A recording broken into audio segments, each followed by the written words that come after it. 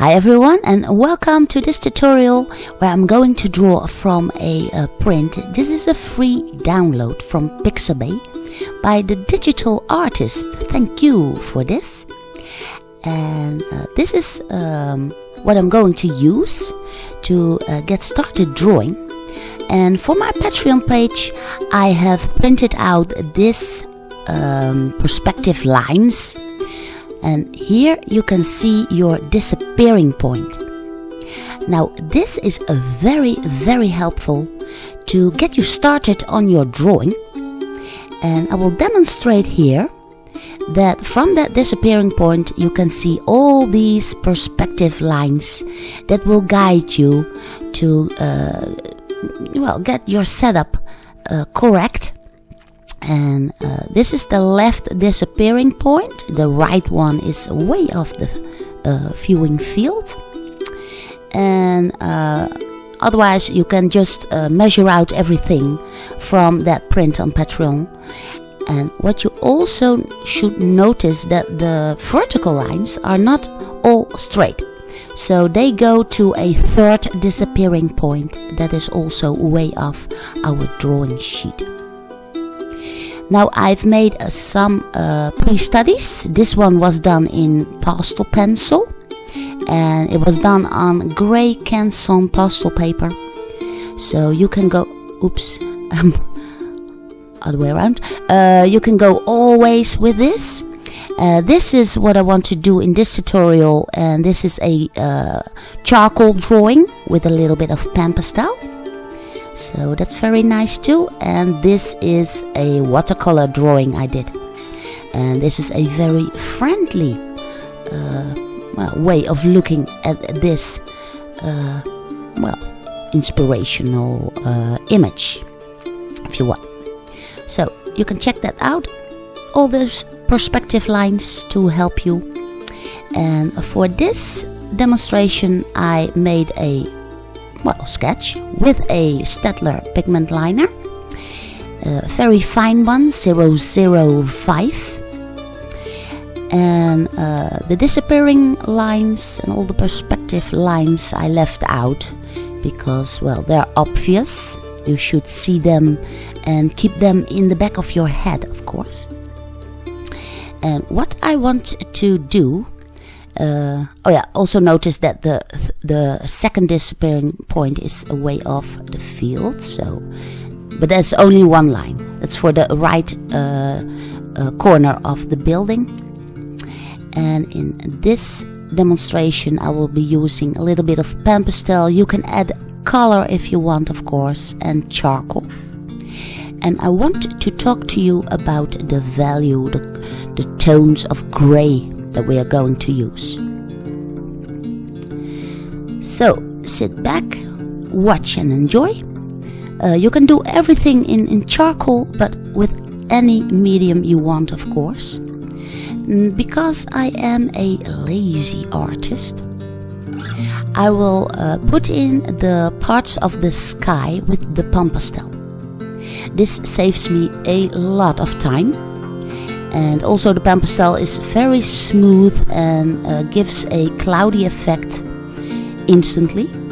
So that's why I chose this one. And I just draw through that chapel because then the clouds look natural. And then I simply take my Koh-i-Noor pencil eraser and I draw back that little chapel. So now the clouds go smoothly in the back of the chapel itself. And what is also nice when you are an artist, you can add all kinds of details, so you do not have to stick to your image that you want to make an exact copy of it. That's not necessary. Now what I want to do for the part of the sky is to draw a little bit of a threatening sky, and maybe there was a thunderstorm going on, and this is now passing and the sun is coming back. So what I do with that pencil eraser is draw in those light beams, those sunbeams that just peep through those clouds. And I also use my pencil eraser to get those part of light. So those clouds are rounded, of course, and they are partially lighted up by the sun. And this is very, very much fun to do.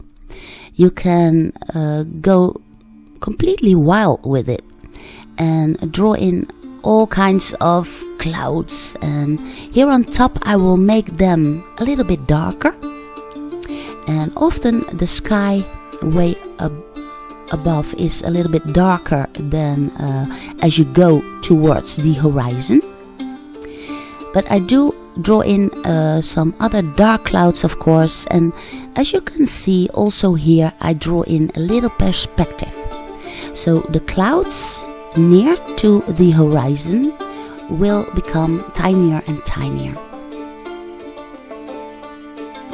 Here on the left side I add a little bit more darkness, just to make sure that the bad weather is now passing. And also here you can add some little shine on those clouds, of course, and make it very, very interesting for your viewers to watch. Then it's time for the chapel. Now the top of the roof, of course, catches a lot of light, and then just underneath that roof there's a sharp shadow going on.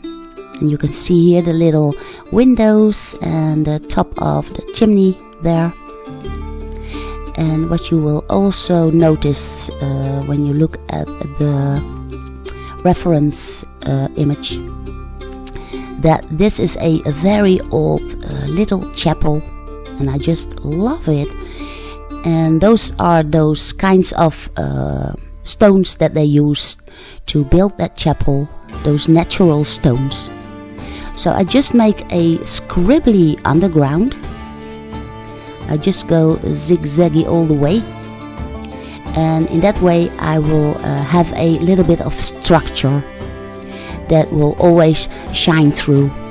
So after I've done all those squiggly lines, I simply go over it and darken this part. It is the front of the chapel, and that front is completely in the shadow, of course, because our light source is coming from the left top. Here I draw in those natural stones too, but just very, very softly. And these are those tiny walls on the side that give that church his strength, and those catch a lot of shadow too. And that's a very nice effect. So the left side of our chapel catches the most light.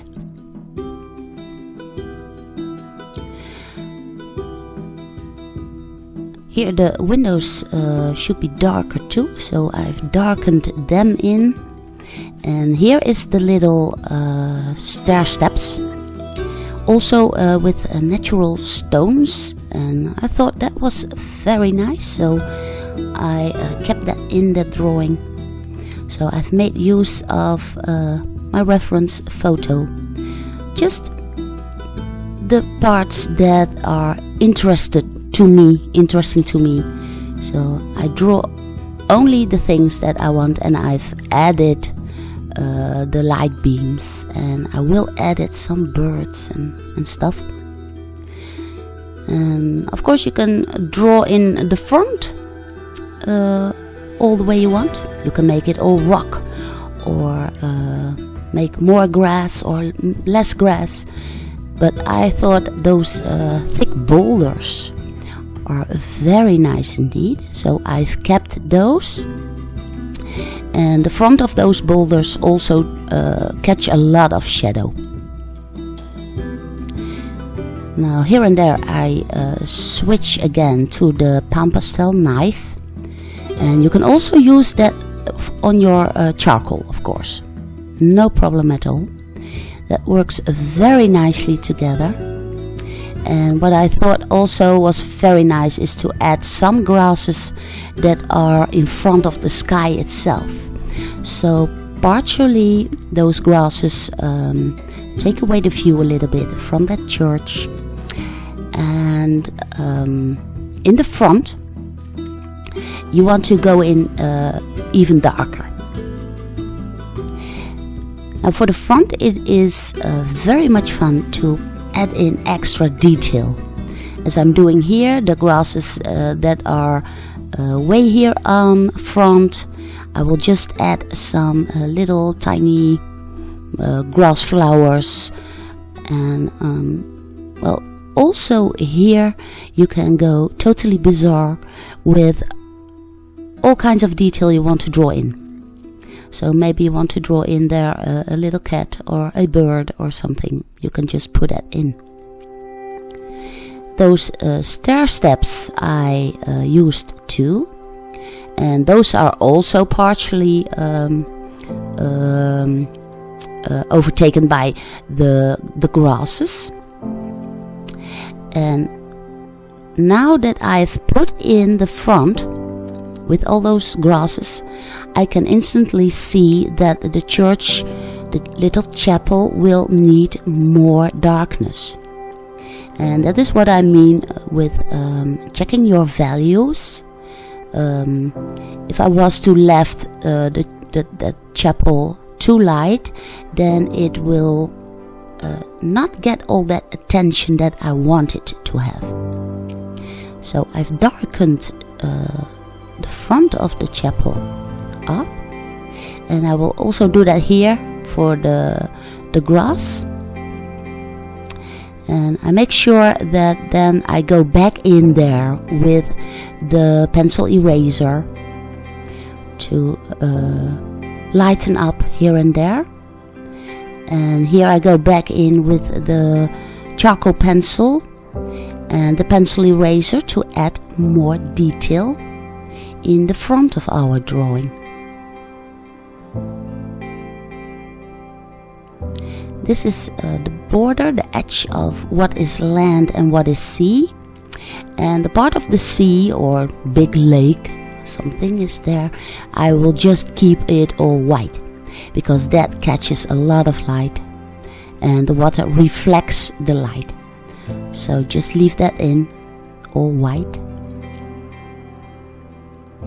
And here I dive in again for that little chapel.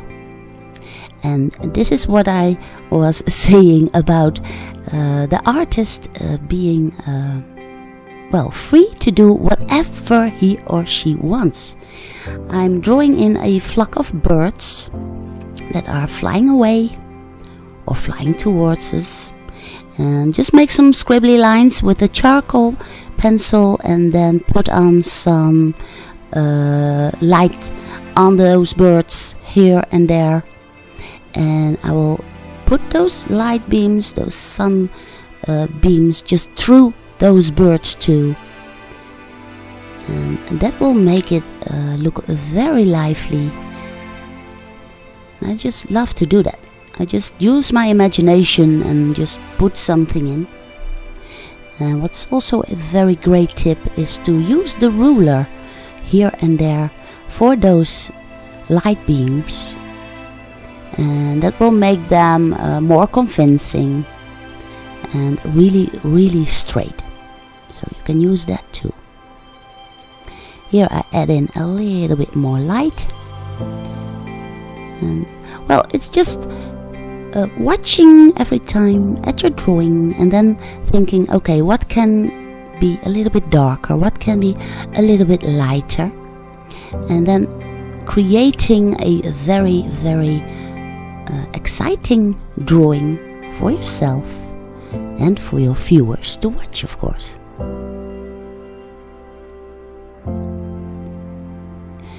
The boulders here in front can use a little bit extra darkness, and that will make the sun look even brighter. So the more contrast you draw in, the differences between what is white and what is black. The more contrast you bring in, the more vibrant your drawing will be.